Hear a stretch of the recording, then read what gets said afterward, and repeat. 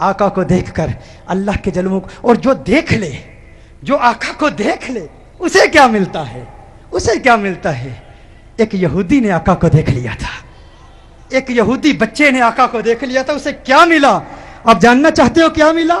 سننا چاہتے ہو؟ ایک یہودی غیر مسلم بچہ ایک مرتبہ اس نے مدینۃ المنورہ میں کونین کے والی صلی اللہ علیہ وسلم کے حسین چہرے کو دیکھ لیا، آقا کے حسن کو دیکھ لیا، چہرہ والضحیٰ کو دیکھ لیا، آقا کی زلفوں کا اسیر ہو گیا، آقا کے پیار کو، آقا کی محبت کو، آقا کے عشق کو، چہرہ والضحیٰ کو، محبوب کے دیدار کو، محبوب کی زیارت کو، چہرہ یار کو آئینہ دل میں یوں اتار لیا، دل کے آئینے میں یوں اتار لیا کہ آقا کے عشق میں، آقا کی محبت میں ہر وقت روتا رہتا، گریہ زاری کرتا، آقا کو یاد کرتا۔ ماں باپ کا اکلوتا بیٹا تھا، ایک ہی بیٹا تھا، یہودی تھے ماں باپ اس کے، خود بھی یہودی تھا۔ ایک مرتبہ آقا کے حسن کو دیکھ لیا، آقا کے حسین چہرے کو دیکھ لیا، آقا کی بارگاہ میں اس کا سودا ہو گیا، بازار مصطفیٰ میں آقا کا دیوانہ ہو گیا، آقا کا عاشق ہو گیا۔ ماں باپ کو بتایا نہیں، ماں باپ کو اطلاع نہیں دی کہ میں حضور کا عاشق ہو گیا ہوں، حضور سے محبت کرتا ہوں۔ چپ کے گھر سے چھپ کر کسی بہانے، کبھی بکریاں چرانے کے بہانے مدینۃ المنورہ میں آقا کے حسن کو تلاش کیا کرتا، کبھی مسجد نبوی شریف کے دروازے سے چپ کے آقا کا حسین چہرہ دیکھ لیا کرتا تھا، آقا کے حسن کو دیکھ لیا کرتا تھا، آقا کے حسن کو دیکھتا، آقا کی عظمتوں کے ترانے الاپتا۔ ایک وقت گزر گیا، ایک مدت بیت گئی، آقا کا دیدار نہیں ہوا۔ عشق مصطفیٰ کی تمنا میں، تمنائے دیدار مصطفیٰ صلی اللہ علیہ وسلم میں بیمار ہو گیا، بیمار عشق مصطفیٰ ہو گیا، اس قدر بیمار ہوا، ایسا بیمار ہو گیا کہ بستر علالت کو اپنا بچھونا بنا لیا، وہ بستر پر آ گیا۔ ماں باپ پریشان ہیں، حیران ہیں، اسے کیا ہوا؟ اچانک اسے کیا ہو گیا؟ بے شمار فزیشنز کو بلایا، اپنے وقت کے معالج حکیموں کو بلایا، اطباء کو بلایا، لیکن کسی کو پتہ نہ چلا اس کا مرض کیا ہے، اس کا مرض کیا ہے۔ کوئی ظاہری سمپٹمز نظر نہیں آ رہے، بیماری کی کوئی علامت نظر نہیں آ رہی، پریشان ہے، بیمار ہے، لیکن بیماری کو تلاش کر رہے ہیں، بیماری مل نہیں رہی، زخم نظر نہیں آ رہا، گویا زبان حال سے کہہ رہا ہے یہ زخم طیبہ ہے، یہ سب کو نہیں ملتا، کوشش نہ کرے کوئی اس زخم کو سینے کی۔ ماں باپ پریشان، رشتہ دار پریشان، عزیز و اقارب پریشان، اسے کیا ہو گیا؟ اسے کیا ہو گیا؟ اچانک کیسے بیمار ہو گیا؟ اچانک ایسا وقت بھی آیا، وہ شام بھی آ گئی، وہ شام بھی آ گئی، بیماری میں بیماری شدت پکڑ گئی، اس قدر بیمار ہوا، ایسا بیمار ہوا کہ وہ شام بھی آ گئی جو اس کی زندگی کی آخری شام تھی۔ اب آواز اس کی بہت کمزور ہو چکی تھی، بہت پست ہو چکی تھی، چاہتا تھا کسی طرح مدینے والے کا دیدار کر لوں۔ یہودی ہے، ابھی تک ایمان نہیں لایا، آقا کا دیدار کرنا چاہتا ہے۔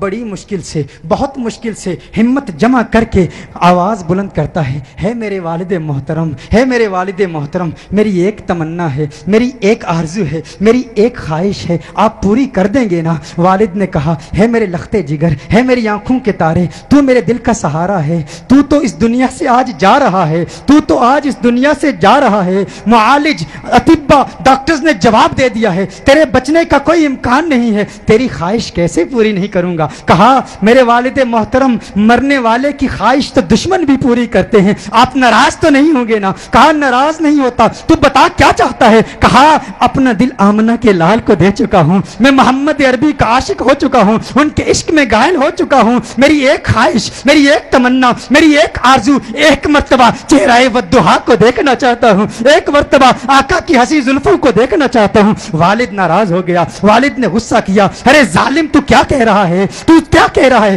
دنیا سے جا رہا ہے، اپنا دین بھول چکا ہے، کیا کہہ رہا ہے؟ کہا ہے والد محترم، آپ نے وعدہ کیا تھا نا، آپ نے کہا تھا میری آخری خواہش پوری کریں گے۔ والد نے کہا میں نے وعدہ کیا تھا، تو میرا اکلوتا بیٹا ہے، تیری خواہش پوری کروں گا۔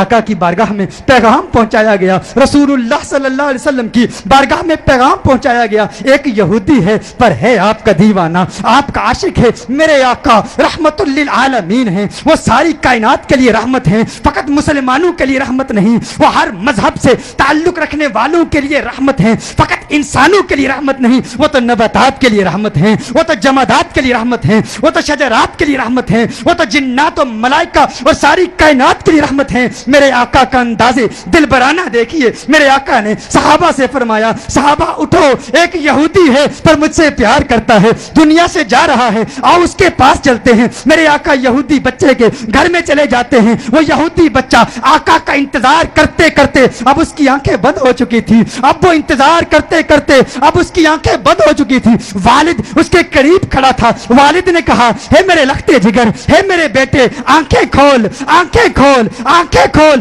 دیکھ تیرا پیار آ گیا ہے، دیکھ تیرا محبوب آ گیا ہے، ارے جس کے دیدار میں تو راتوں کو روتا رہتا تھا، آج دیکھ تیرا محبوب آ گیا ہے۔ اس کی جاتی ہوئی روح گویا اپنے محبوب کا نام سن کے لوٹ آئی، آنکھیں کھولتا ہے، آقا کا چہرہ دیکھتا ہے، آقا سے عرض کرتا ہے، کہتا ہے ہے رسول اللہ، ہے رسول اللہ، یا رسول اللہ صلی اللہ علیہ وسلم، آقا آپ کا حسین چہرہ دیکھنے کا خواہش مند تھا، آج دیدار ہو گیا، ایک تمنا، ایک آرزو، یا رسول اللہ میرے پاس کوئی نمازیں نہیں ہیں، میرے پاس کوئی روزے نہیں ہیں، کوئی عبادت نہیں کی، متقی نہیں ہوں، قرآن کا قاری نہیں ہوں، کچھ بھی نہیں ہے، فقط آپ کا پیار ہے، یا رسول اللہ کیا میری نجات کا امکان بھی ہے، کیا میری نجات بھی ہو سکتی ہے، یا رسول اللہ کیا مجھے بھی مغفرت کا پروانہ مل سکتا ہے؟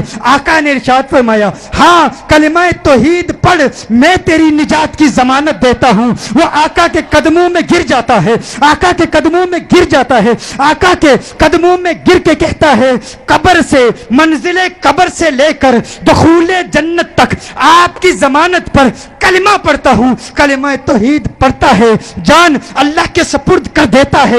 والد نے کہا یا رسول اللہ صلی اللہ علیہ وسلم اب اس کی میت مسلمانوں کی امانت ہے، اہل اسلام کی امانت ہے، اب اس کی تجہیز و تکفین کی ذمہ داری آپ کی ہے۔ جب جنازہ تیار کیا جاتا ہے اس عاشق کا، جب جنازہ تیار کیا جاتا ہے اس دیوانے کا، اس عاشق کا جنازہ مدینہ المنورہ کی گلیوں میں گھمایا جاتا ہے، ہر طرف اسی عاشق کا چرچا ہے، ہر طرف اسی عاشق کے تذکرے ہیں، مدینہ المنورہ کے مضافات سے لوگ جمع ہوتے ہیں اس عاشق کا دیدار کرنے کے لیے۔ ارے سنا ہے کوئی یہودی تھا، حسن مصطفیٰ نے اسے صحابی بنا دیا ہے، اس نے آقا کا دیدار کیا، غور کیجئے گا، نماز نہیں پڑھی، عبادت نہیں کی، کچھ بھی نہیں کیا، روزہ نہیں رکھا، جہاد نہیں کیا، میرے غوث کے مجاہدات کو یاد کر لیجئے، میرے بابا کی محنتوں کو یاد کر لیجئے، خواجہ غریب نواز کی جد و جہد کو یاد کر لیجئے، خواجہ باقی باللہ کی محنتوں کو یاد کر لیجئے، امام اعظم ابو حنیفہ کی فقاہت کو یاد کیجئے، امام احمد بن حنبل کی جد و جہد کو یاد کیجئے، امام شافعی کی فقاہت کو یاد کیجئے، اماموں کی فقاہت، ہمت، جد و جہد، مجاہدوں، ریاضتوں کو یاد کیجئے۔ وہ سب اس یہودی کا مقابلہ نہیں کر سکتے جو پہلے یہودی تھا اب صحابی ہو گیا ہے، ایمان کی حالت میں آقا کا دیدار کیا۔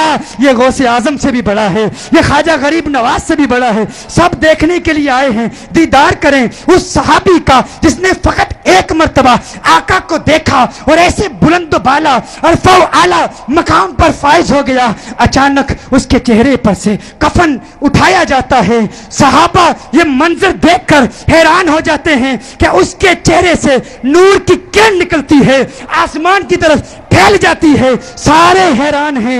وہ صحابی جو پہلے یہودی تھا، آقا کا دیدار کیا، ایمان لایا، اب اس کی میت مسکرا رہی ہے، اس کے چہرے پر، لبوں پر تبسم نظر آ رہی ہے، سب حیران ہیں۔ ایک عجیب و غریب منظر صحابہ نے دیکھا، صحابہ دیکھ رہے ہیں کہ آقا پاؤں کے پنجوں کے بل چل رہے ہیں، پنجوں کے بل چل رہے ہیں، آقا یوں چل رہے ہیں۔ صحابہ عرض کرتے ہیں یا رسول اللہ صلی اللہ علیہ وسلم اس کی کیا حکمت ہے؟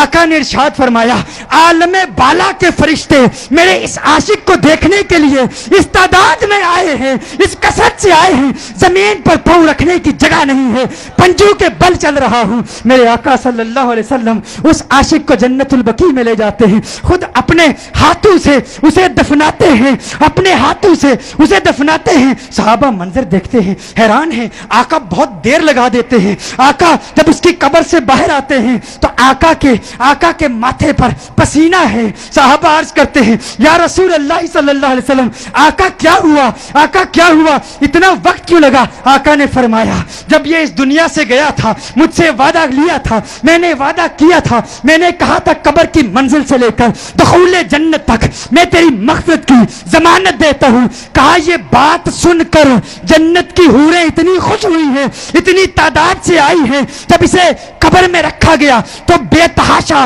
اس کی طرف بھاگی ہوئی گئی ہیں اور اس کے چہرے کی بلائیں لے رہی ہیں. آقا نے ارشاد فرمایا اس لیے دیر ہو گئی اور میرا پسینہ اس کے چہرے پر گرا ہے, میرا پسینہ اس کے چہرے پر گرا ہے, اب قیامت تک اس کا چہرہ مہکتا رہے گا. ارے سلام پیش کرتے ہیں, سلام پیش کرتے ہیں اس دیوانے کی بارگاہ میں جس نے آقا کو دیکھا, آقا کو دیکھا اور اسے یہ مقام ملا. گویا آج بھی وہ قبر میں کہہ رہا ہوگا یہ ناز یہ انداز ہمارے نہیں ہوتے, جولی میں اگر ٹکڑے تمہارے نہیں ہوتے, بے دام ہی بک جائیے بازار نبی میں, اس شان کے سودے میں خسارے نہیں ہوتے, ملتی نہ اگر بھیک حضور آپ کے در سے, اس ٹھاٹ سے منگتوں کے گزارے نہیں ہوتے, اس ٹھاٹ سے منگتوں کے گزارے نہیں ہوتے.